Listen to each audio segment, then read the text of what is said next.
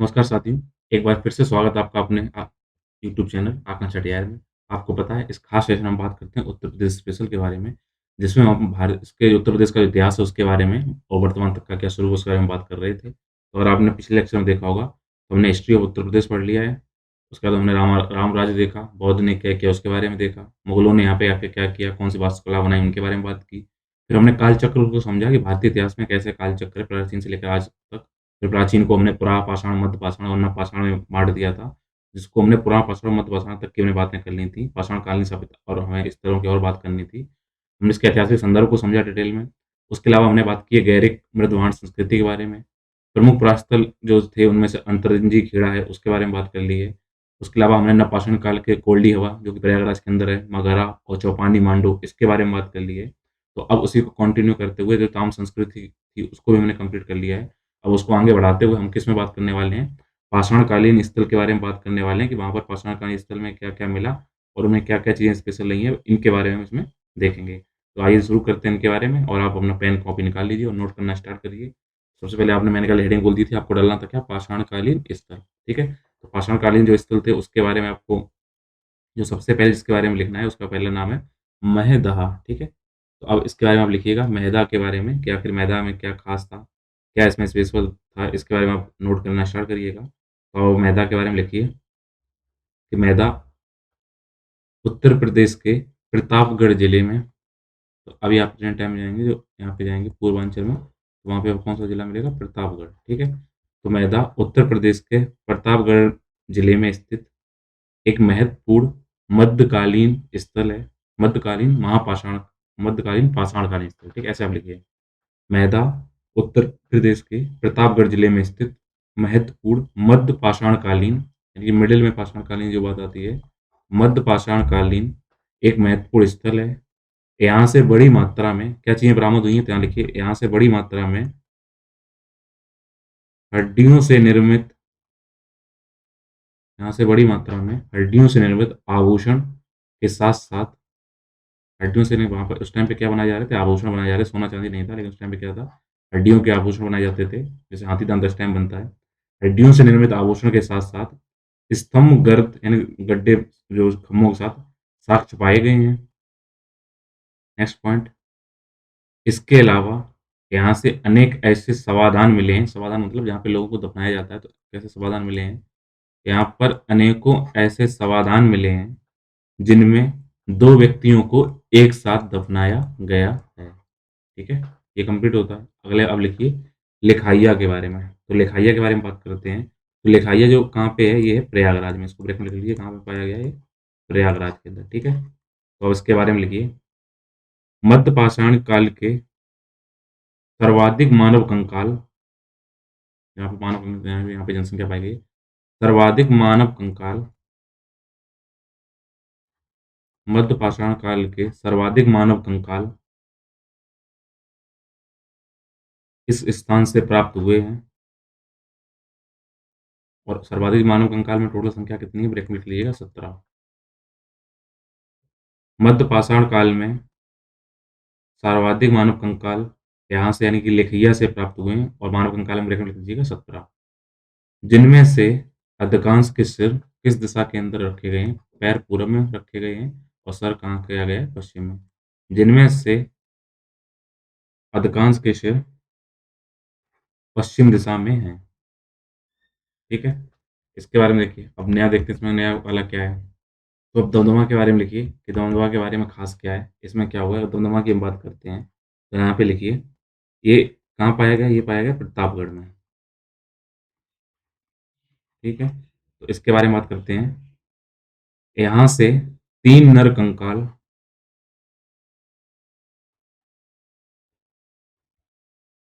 यहाँ से 3 नर कंकाल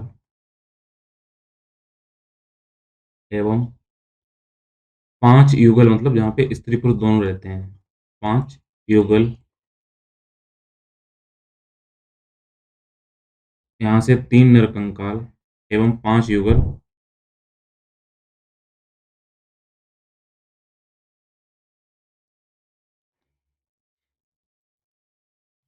समाधान प्राप्त हुए हैं, ठीक है?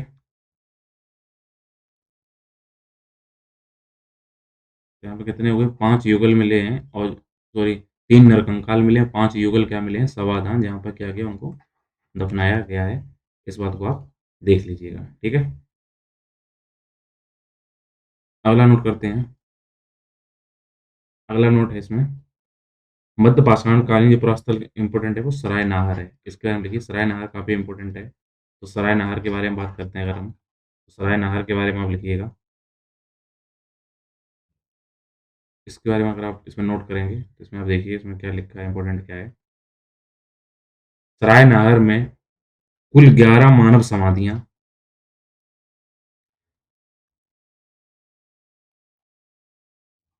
सराय नाहर में कुल 11 मानव समाधियाँ तथा 8 गर्त चूल्हे जो गड्ढे में क्या मिले हैं गहराई में 8 गर्त चूल्हे सराय नाहर में 11 मानव समाधियाँ तथा 8 गर्त चूल्हे का उत्खनन इलाहाबाद विश्वविद्यालय की ओर से किया गया था।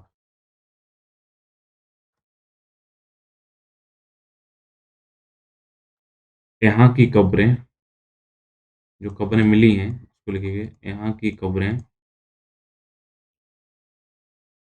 या जो समाधियाँ हैं उनको कहाँ मिली हैं? यहाँ की कब्रें आवास क्षेत्र के अंदर स्थित थीं। जहाँ पे रह रहे थे वहीं पे क्या कर दिया गया आवास क्षेत्र के अंदर क्या बना दिया गया वहाँ पर कब्रें बना दी गई हैं, ठीक है?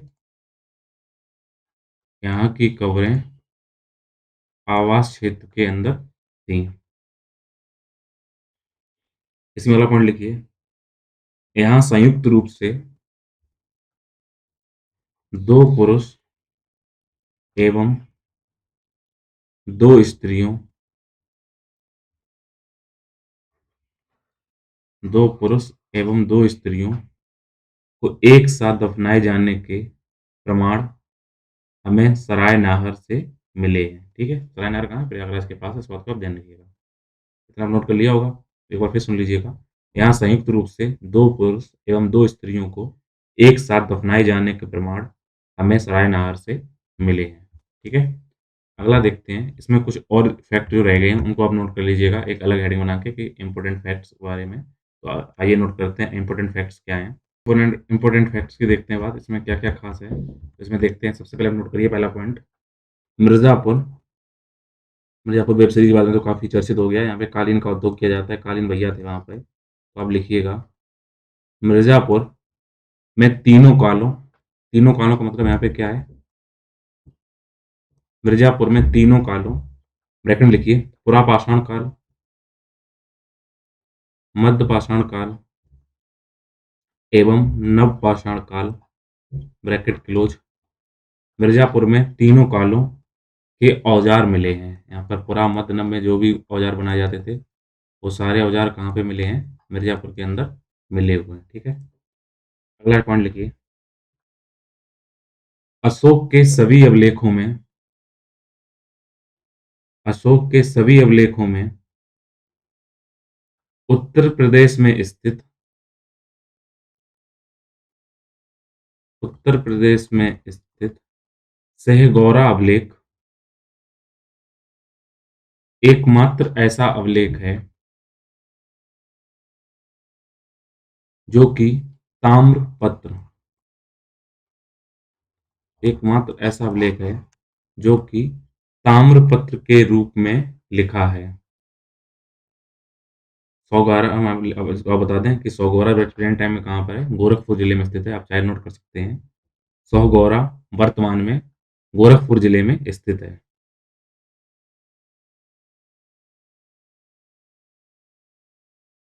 अगर सौगौरा के बारे में और लिखना चाहते हैं तो आप लिखिए, यह स्थल अर्थात सौगौरा, यह स्थल भारतीय लेखन यह स्थल भारतीय लेखन एवं कला की प्राचीनता को प्रमाणित करने वाला भारतीय लेखन एवं कला की प्राचीनता को प्रमाणित करने वाला पहला अभिलेख है। इसमें अकाल एवं दुर्भिक्ष, यानी अकाल बना फिर क्या हुआ वहाँ सूखा पड़ा। इसमें अकाल एवं दुर्भिक्ष के समय जनता के उपयोग के अन्न जनता के उपयोग के अन्नों के जनता के उपयोग के अन्न के 3 कोष्ठागार, जहाँ पे उसको रखा था, जहाँ उस टाइम टंकी रखते हैं, वैसे उस टाइम क्या था, कोष्ठागार बनाए जाते थे। जनता के उपयोग के अन्न के 3 कोष्ठागार के प्रमाण मिले हैं, या 3 कोष्ठागारों के प्रमाण मिले। ठीक है?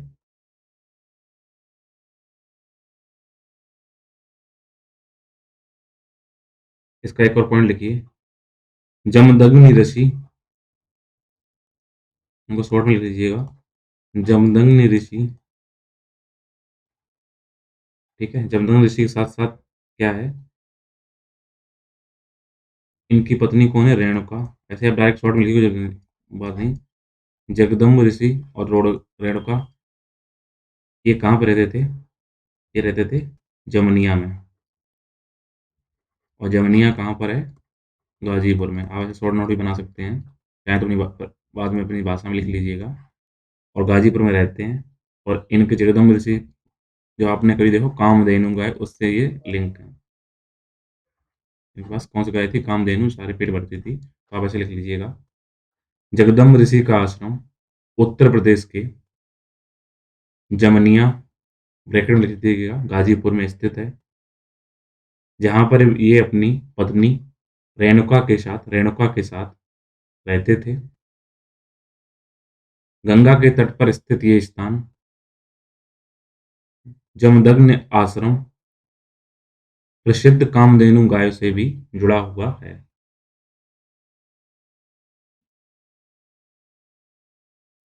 और इसका नेक्स्ट पॉइंट लिखिए, प्रयागराज के स्तंभ अभिलेख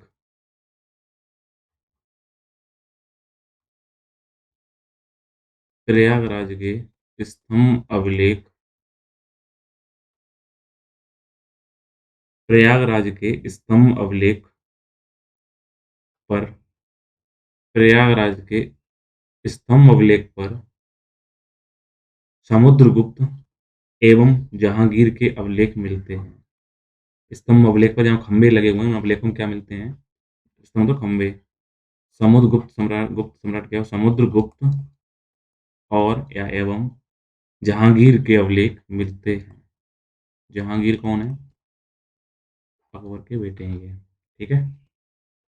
अब देखते हैं नया टॉपिक। और क्योंकि अब हम पाषाण काल कंप्लीट कर लिया है, अब हम कहाँ पे चलेंगे? अब हम चलते हैं महाजनपद में। ठीक है?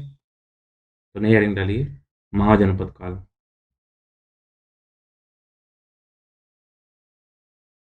और महाजनपद काल के बारे में आपको बता दें, उस टाइम पे, ये किस टाइम की हम बात कर रहे हैं, 6ठी शताब्दी की बात हो रही है, मतलब 500 से 600 ईस्वी के आसपास। ये 600 बीसी से, सॉरी, 600 बीसी से 300 बीसी तक की बात हो रही है, जहाँ पे महाजनपद काल में क्या हुआ, लोगों ने यहाँ पे राज किया है। हम इस महाजनपद काल की बात कर रहे हैं, तो उसके बारे में लिखिएगा।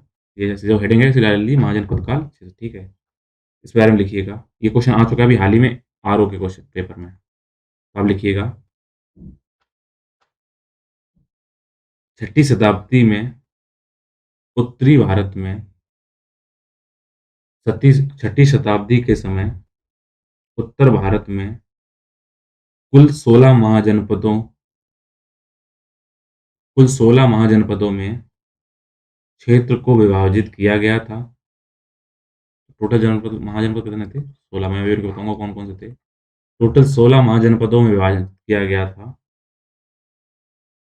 जिनमें से 8, ये क्वेश्चन आया था कितने महाजनपद थे, ध्यान रखिएगा। तो कितने थे? टोटल 16 थे। और यूपी में कितने हैं? 8, जिनमें से 8 वर्तमान उत्तर प्रदेश में स्थित हैं। ठीक है? तो उत्तर प्रदेश में कौन कौन स्थित है, इससे पहले देख देख लेते हैं 16 महाजनपद कौन से थे। ठीक है? टोटल कितने थे? 16। उनमें से यूपी में कितने थे? 8। ये नंबर याद रखिएगा। तो देखते हैं कौन कौन से हैं। कम्बोजा, गंधार, जहाँ पे तक्षशिला का नाम है, 2 हो गए। कुरु 3, सूरसेन 4, मत्स्य 5, अवंती 6, चेदी 7,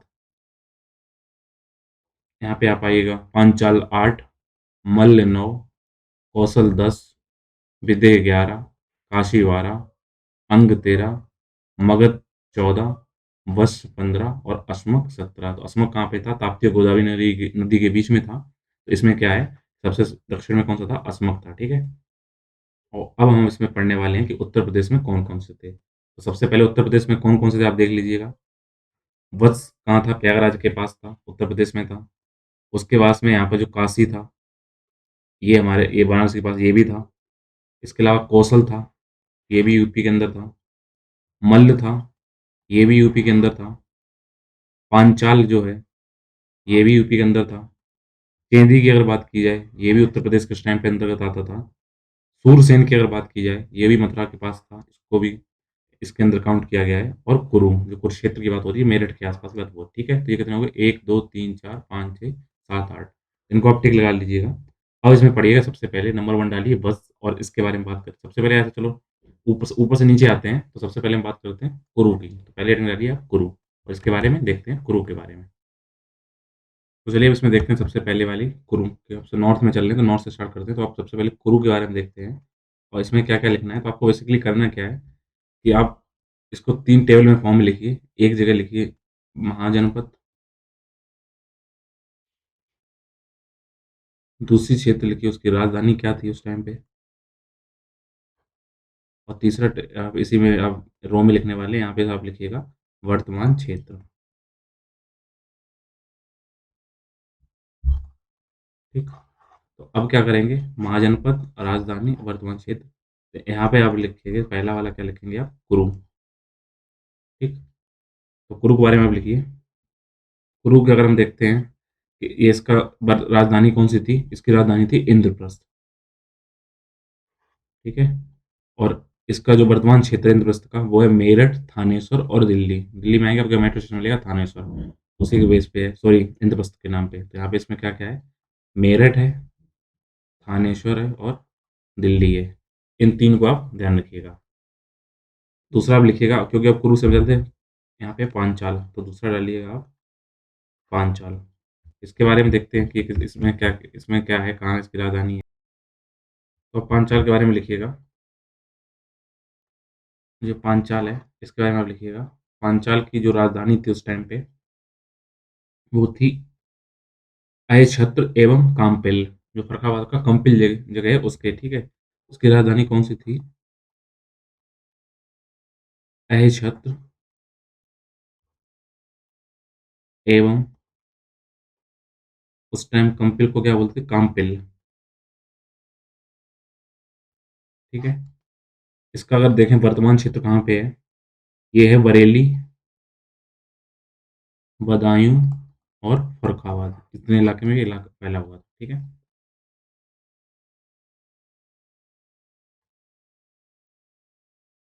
अगला आप लिखिएगा, कुरु हमने कर लिया है, पांचाल कर लिया है। अब इधर से चलते हैं सूरसेन।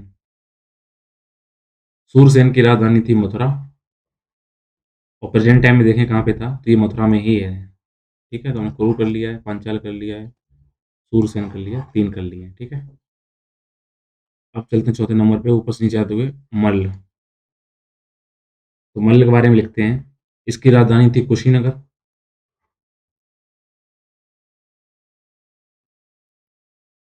और प्रेजेंट टाइम में जो इसके इलाके आते हैं, इसके अंतर्गत आते हैं 3 जिले आते हैं इस टाइम पे, देवरिया, बस्ती और गोरखपुर, ठीक है। तो आप मल्ल के बारे में लिखिएगा, देवरिया, बस्ती, गोरखपुर, जिसकी राजधानी थी कुशीनगर। चौथा खंड कंप्लीट होता है। अब करते हैं कोसला यानी कौशल। तो कौशल के बारे में लिखिएगा, इसकी कौशल की राजधानी थी श्रावस्ती और इसमें कौन-कौन से जिले शामिल थे, तो उसके बारे में आप लिखिएगा। जो प्रेजेंट टाइम का फैजाबाद है, यहाँ पे अयोध्या है, तो वो इलाका था यहाँ पे, ठीक है। तो इसके अंदर रहता फैजाबाद।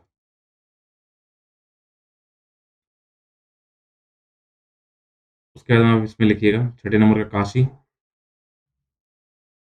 काशी के बारे में लिखिए, इसकी राजधानी थी वाराणसी और प्रेजेंट टाइम में इसका जो इलाका वो भी कौन सा है, वाराणसी ही है। तो काशी कहाँ है, जिसको हम आज काशी वही वाराणसी वही बनारस सेम नाम है इसके, ध्यान रखिएगा, ठीक है। तो अभी कितने में लिख लिए? 1, 2, 3, 4, 5, 6 लिख लिए हैं। उसके बाद अभी कौन सा बचता है? अब लिखते हैं वत्स के बारे में, जो आपका नीचे आ रहा है, ठीक है?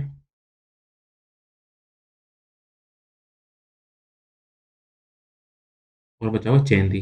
तो पहले वत्स के बारे में लिखिएगा। तो वत्स में आप लिखिए, इसमें नोट करिए, इसकी राजधानी थी कौशाम्बी। ये जो मैप है थोड़ा मैंने खींच रखा है इसलिए ऐसा दिखाई पड़ रहा है, थोड़ा बड़ा कर रखा है, ठीक है? स्केल पे नहीं है अभी ये। तो इसका आप लिखिएगा, वत्स की राजधानी थी कौशाम्बी। और प्रेजेंट टाइम में इसमें कौन सा इलाका आता है? ये आता है प्रयागराज। ये काफ़ी पुराना इलाका है, यहाँ प्रयागराज सब भी शामिल है यहाँ पे, ठीक है? इसको आ रहा है प्रयागराज। लास्ट लिखिएगा चेंदी। चेंदी की राजधानी थी उस टाइम पे शक्तिमती, ठीक? शक्तिमती। चेंदी की राजधानी क्या थी? शक्तिमती। और हम देखें प्रेजेंट टाइम में ये कहाँ पे है, चेंदी के बारे में लिखें, तो ये बुंदेलखंड जो इलाका है इस टाइम पे, झांसी का, ललितपुर का, औरैया का, जालौन का, तो वो बुंदेलखंड इलाके में थी यहाँ पर चेंदी। नीचे एक आप नोट डालिए और नोट में क्या लिखना है आप देखिए। नोट में लिखिए, चेंदी महाजनपद की दो अलग अलग बस्तियां हैं, ठीक है? तो चेंदी की स्पेशल है, उसे याद रखिएगा। चेंदी की क्या है, दो जगह बस्तियां देखी गई हैं। एक तो नेपाल तरफ है, और दूसरा जो मैंने अभी आपको बता दिया यहाँ पे, जो ये आपका बुंदेलखंड का इलाका है, ठीक है? तो इसके बारे में लिखिएगा, चेंदी महाजनपद की दो अलग अलग बस्तियां थीं, जिनमें से एक कौशाम्बी के पास बुंदेलखंड में स्थित था, और दूसरा नेपाल के पहाड़ों में। नेक्स्ट पॉइंट लिखिए इसमें, प्राचीन वृत्तांतों के अनुसार, यानी जो बातें बताई गई हैं, तो प्राचीन वृत्तांतों के अनुसार चेदी कुरु और चेदी कुरु और वत्स राज्य के बीच, ये ना, ये रहा कुरु, ये रहा वत्स, ठीक है? चेदी, वत्स और कुरु राज्य के बीच यमुना के पास स्थित था, ठीक है? ये आप नोट कर लीजिएगा। अब देखते हैं अगले में क्या पढ़ने वाले हैं। अब हम पढ़ने वाले हैं, तो आप डालिए नेक्स्ट टॉपिक। क्योंकि जब यहाँ पे बौद्ध काल था, तो बौद्ध काल किससे संबंधित है, किस राजा, किस धर्म से? तो हिंदू से था संबंधित था। तो आप अगला टॉपिक लाइन डालिए, बौद्ध काल, ठीक है? और इस टाइम पे बौद्ध काल काफ़ी फेमस है, और क्यों चर्चा में बना हुआ है? क्योंकि कहीं न कहीं इसमें अब लगातार गवर्नमेंट कुछ कार्य कर रही है। तो अगर आप उसमें बुद्ध सर्किट के बारे में समझ लेंगे, तो कहीं न कहीं पता हो जाएगा, ठीक है? तो आप बता दें, अभी बुद्ध सर्किट जो बनाया जा रहा है, यानी कि आपस में जोड़े जा रहा है, तो आप बता दें, बुद्ध लुम्बिनी में तो उनका जन्म हुआ था, बता दीजिए। और यूपी के अंदर इनके क्या चीज़ें इंपॉर्टेंट है, वो है कपिलवस्तु, कुशीनगर, सारनाथ, कौशाम्बी, संकिसा, श्रावस्ती, ठीक है? और दिल्ली से आते हैं, इसलिए दिल्ली से इसको जोड़ के दिखाया गया है। तो आप लिखिए 7वीं शताब्दी, क्योंकि 600 से 700 के बीच बात है, तो यहाँ लिखिएगा 7वीं शताब्दी ईसा पूर्व, 7वीं शताब्दी ईसा पूर्व के अंत से उत्तर प्रदेश का इतिहास व्यवस्थित है। गौतम बुद्ध ने पहला उपदेश गौतम बुद्ध ने पहला उपदेश वाराणसी के निकट, इस टाइम बनारस के निकट है, गौतम बुद्ध ने पहला उपदेश वाराणसी के निकट सारनाथ में दिया, तथा बौद्ध धर्म की नींव रखी, जो न केवल भारत बल्कि चीन, जापान जैसे सुदूर देशों तक फैला। क्या होता है, इस टाइम में चीन, जापान ज़्यादा बौद्ध धर्म मनाया जाता है, हमारे देश में तो नहीं है। अगला लिखिए, इसी में अगला टॉपिक, इसी में एक नया पॉइंट लिखिए,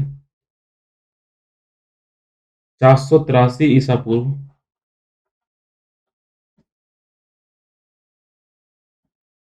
483 ईसा पूर्व, इस टाइम की बात कर ली जा रही है, 483 ईसा पूर्व उत्तर प्रदेश के कुशीनगर में, ठीक है, इस टाइम कौन सा कुशीनगर अभी आपको पता है, ये उत्तर प्रदेश का एक अंतर्राष्ट्रीय हवाई अड्डा कुशीनगर में खोला गया है। 483 ईसा पूर्व उत्तर प्रदेश के कुशीनगर में गौतम बुद्ध को महापरिनिर्वाण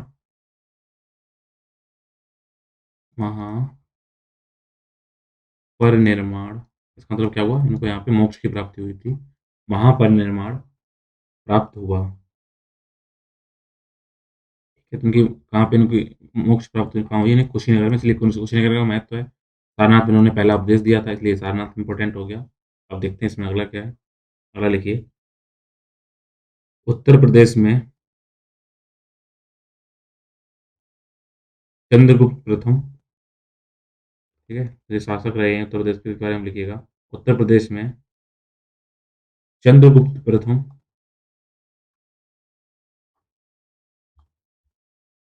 कौमा, अशोक, समुद्रगुप्त, अशोक, समुद्रगुप्त, चंद्रगुप्त सेकंड, चंद्रगुप्त द्वितीय,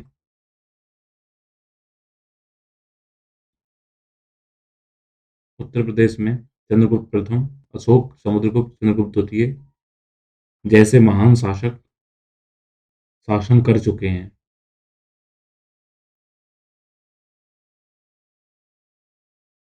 हर्षवर्धन ने, अगला पॉइंट लिखिए, हर्षवर्धन ने, हर्षवर्धन ने कान्यकुब्ज,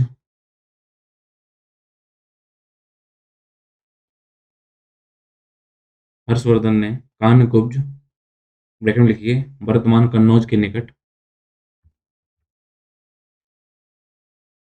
हर्षवर्धन ने कान्यकुब्ज, कन्नौज, ब्रैकेट में कन्नौज के निकट को अपनी राजधानी बनाया। इसी में अब एक हेडिंग डाली, इसमें जो इम्पोर्टेंट बहुत सर्किट है वो कहीं ना कहीं आपको प्रश्न में आएंगे, उसको कंप्लीट कर लेते हैं। तो आप लिखिएगा, अपनी हेडिंग डालिएगा, प्रमुख बौद्ध स्थल। और प्रमुख बौद्ध स्थलों में पहला लिखिए आप कपिल वस्तु, ठीक है। तो कपिल वस्तु के बारे में लिखिएगा, ये रहा कपिल वस्तु आपका, तो उसके बारे में लिखिए। यहाँ राजकुमार सिद्धार्थ, आपको बता दें गौतम बुद्ध के बचपन का नाम क्या था? सिद्धार्थ था, ठीक है। तो लिखिएगा, यहाँ राजकुमार सिद्धार्थ का बाल्यकाल बीता, यहाँ पर राजकुमार सिद्धार्थ का बाल्यकाल बीता और इस कारण इसे पवित्र माना जाता है।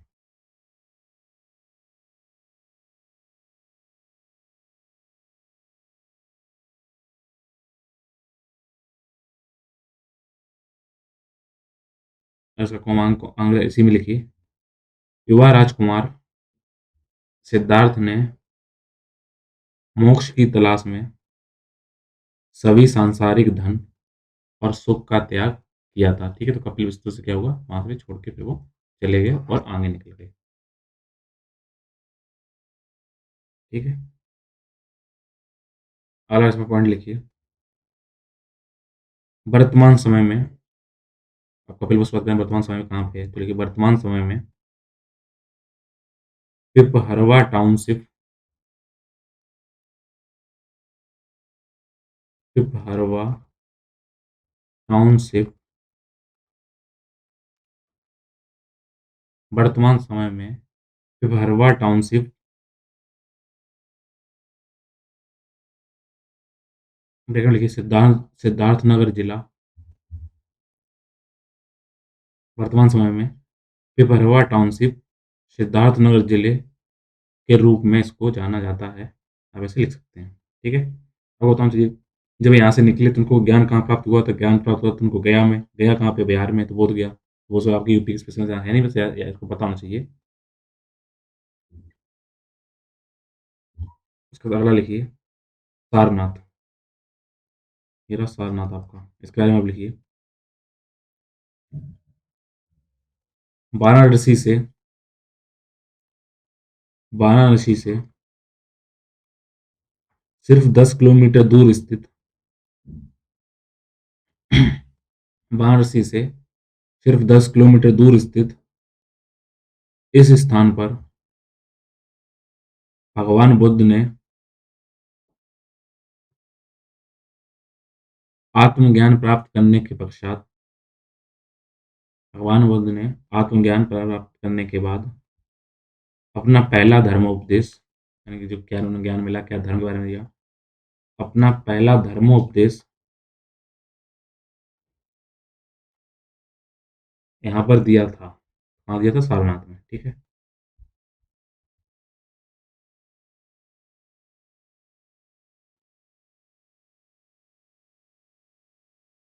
2000, सॉरी, नेक्स्ट पॉइंट लिखिए। 273 से 232 ईस्वी पूर्व, तो आप लिखिएगा 273 से 232 ईस्वी पूर्व सम्राट अशोक द्वारा, यहाँ पर स्तंभ लगाया गया, आपको बता दें सारनाथ में स्तंभ लगा हुआ है। यहाँ के जो आपका वो चक्र है, वहाँ से हमारे प्रतीक चिन्ह बना देश का। तो सम्राट 273 से 232 ईस्वी पूर्व, आप बता दीजिए उल्टा चल रहे हैं तो इसलिए इस पीछे आ रहे हैं। 273 से 232 ईस्वी पूर्व सम्राट अशोक ने यहाँ पर चमकदार स्तंभ और बौद्ध संघ की नींव रखी। इसको आप चाहें तो इसको लिख सकते हैं, अगला पॉइंट। इस स्तंभ के ऊपर, अर्थात सारनाथ के स्तंभ के ऊपर, इस स्तंभ के ऊपर शेर को, इस स्तंभ के ऊपर शेर को भारत के राष्ट्रीय प्रतीक, इस स्तंभ के ऊपर शेर को भारत के राष्ट्रीय प्रतीक के रूप में अपनाया गया है, ठीक है।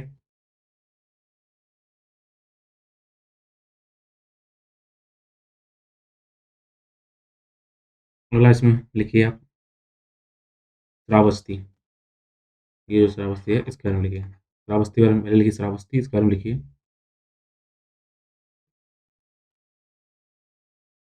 बहराइच से, इस जिले में बहराइच, बहराइच ऊपर नेपाल सीमा से लगा हुआ है। बहराइच से मात्र 15 किलोमीटर दूर इस जगह पर, बहराइच से मात्र 15 किलोमीटर दूर इस जगह पर कई संरक्षित स्तूप और खंडहर हैं, ठीक है। तो यहाँ पे क्या पाए गए हैं? स्तूप पाए गए हैं, जो उनका संरक्षण चल रहा है, और क्या है? खंडहर पाए गए हैं। कई संरक्षित स्तूप और खंडहर हैं।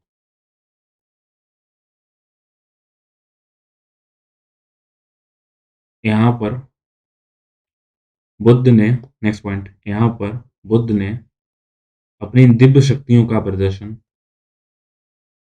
यहाँ पर बुद्ध ने अपनी दिव्य शक्तियों का प्रदर्शन करके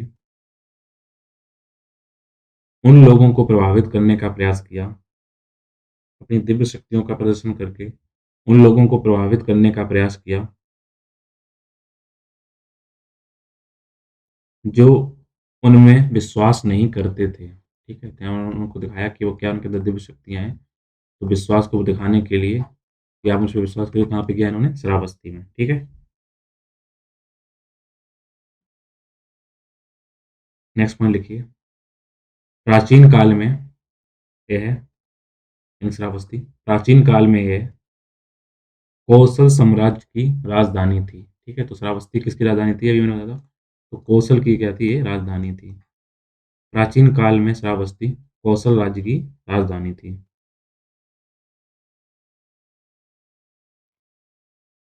इसी को कंटिन्यू लिखिए। ऐसे नेक्स्ट पॉइंट लिखिए। ऐसा माना जाता है कि श्रावस्ती को पौराणिक राजा, यानी पुराणों में जिसके नाम वर्ण है, पौराणिक राजा श्रावस्त द्वारा, श्रावस्ती किसने है? श्रावस्त ने, ठीक है। पौराणिक राजा श्रावस्त द्वारा स्थापित किया गया था।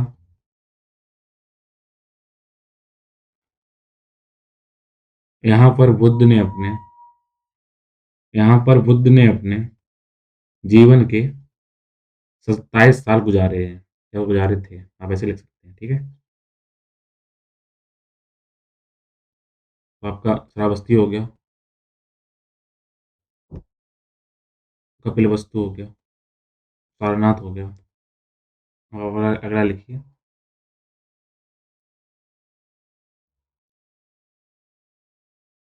कौशाम्बी, ठीक है? कौशाम्बी के बारे में लिखिए। प्रयागराज, जिस टाइम इलाहाबाद था, जो प्रयागराज हो गया है। प्रयागराज से 60 किलोमीटर दूर स्थित, प्रयागराज से 60 किलोमीटर दूर स्थित इस स्थान पर बुद्ध ने कई धर्मोपदेश दिए हैं। तो कौशाम्बी में आके इन्होंने क्या दिए हैं? धर्मोपदेश यहाँ पर भी दिए हैं।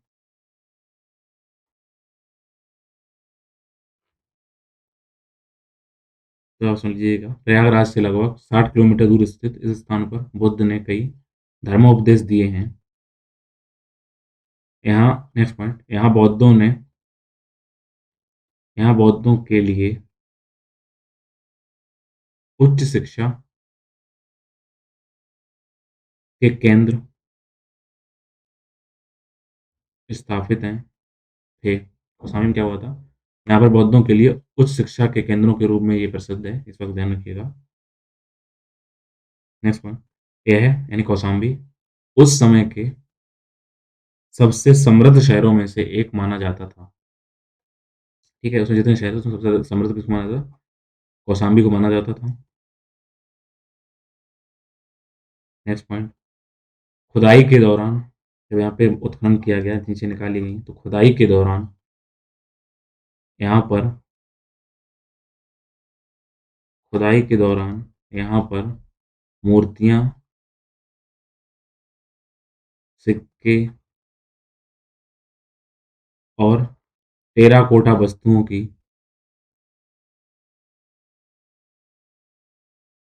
और टेराकोटा वस्तुओं की एक बड़ी संख्या के अतिरिक्त एक अशोक स्तंभ, एक पुराना किला और एक भव्य मठ। तो क्या-क्या और इस चार्ट मिले हैं? एक अशोक द्वारा बनाया गया स्तंभ मिला है, एक पुराना किला मिला है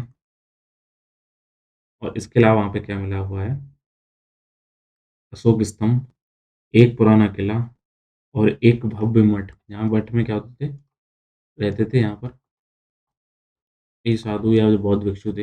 एक भव्य मठ के खंडर का पता चला है। ठीक है? अगला इसमें आप देखिए, संकिसा। बात करेंगे संकिसा के बारे में।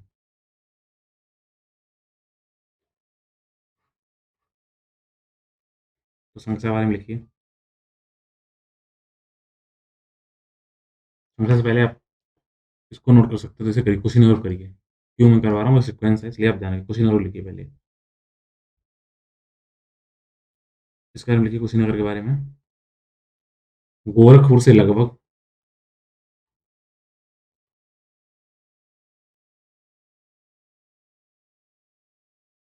गोरखपुर से लगभग 50 किलोमीटर दूरी पर स्थित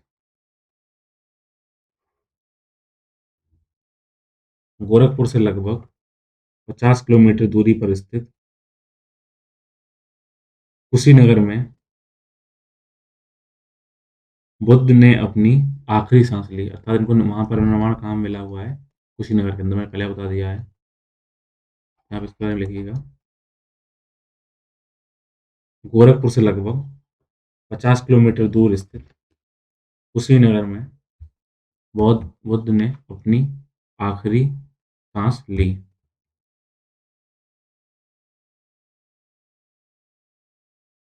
ठीक है, नेक्स्ट पॉइंट लिखिए इसमें। यहाँ महापरिनिर्वाण मंदिर में एक मंदिर बनाया गया, इसका नाम है महापरिनिर्वाण, मतलब उनको मोक्ष मिली है। ठीक है, यहाँ महापरिनिर्वाण मंदिर में 1876 ईस्वी में, तो अभी कब हुआ? 1876 ईस्वी में खुदाई के दौरान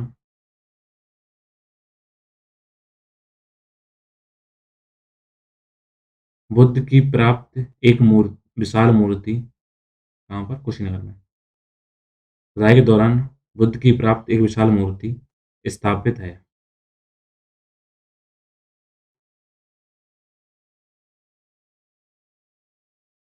नेक्स्ट पॉइंट, खुदाई से ये भी ज्ञात होता है,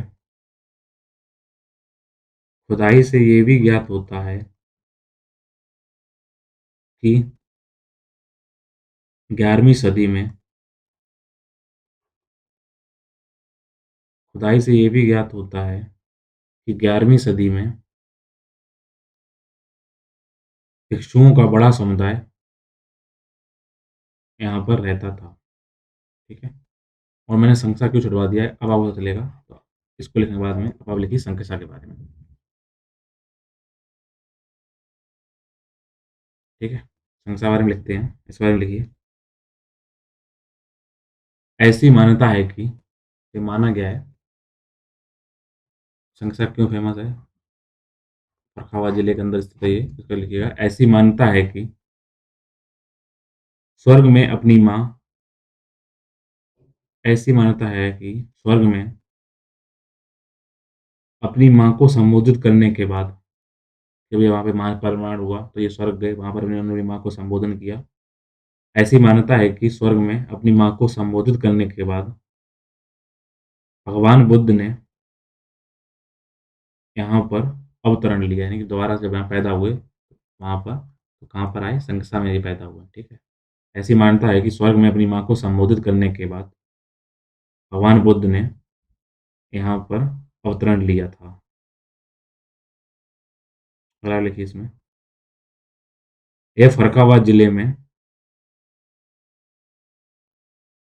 काली नदी के तट पर, यह फर्रुखाबाद जिले में काली नदी के तट पर बसंतपुर गांव के साथ जुड़ा हुआ है।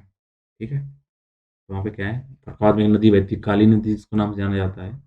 यहाँ पे क्या है? काली नदी के तट पर एक गाँव है बसंतपुर, तो उसके पास ये जुड़ा हुआ है। वहाँ वैसे एक संकसा गाँव भी है, लेकिन संकसा बसंतपुर के बीच में, इसलिए इसको बसंतपुर का नाम ज़्यादा दे दिया गया है। संकसा तो ऑलरेडी है ही। नेक्स्ट पॉइंट लिखिए, सम्राट अशोक ने इस पवित्र स्थान को, सम्राट अशोक ने इस पवित्र स्थान को चिह्नित करने के लिए, सम्राट अशोक ने इस पवित्र स्थान को चिह्नित करने के लिए यहाँ एक स्तंभ, स्तंभ में ब्रैकेट में लिख दीजिए हाथी, क्योंकि यहाँ पे जो स्तंभ है उसके ऊपर क्या बनाया गया है? हाथी बनाया गया है। ठीक है? सम्राट अशोक ने इस स्थान को चिह्नित करने के लिए एक स्तंभ, ब्रैकेट में लिखिए हाथी, बनवाया था। ठीक है? तो यहाँ पे पॉइंट लगाया कि यहाँ पे क्या है? हाथी बनाया गया है। तो अब ये कंप्लीट होता है यहाँ पे बहुत सर्किट। अब नया टॉपिक स्टार्ट होगा, उसको देखते हैं, मुस्लिम काल, मुस्लिम पीरियड में क्या-क्या हुआ था। इसको हम करेंगे नेक्स्ट क्लास में। तब तक आप इसको रिवीजन करिए। मिलेंगे नए सेशन में नए टॉपिक, इसी मुस्लिम काल टॉपिक के साथ। तब तक के लिए अपना ख्याल रखिएगा। Thank you.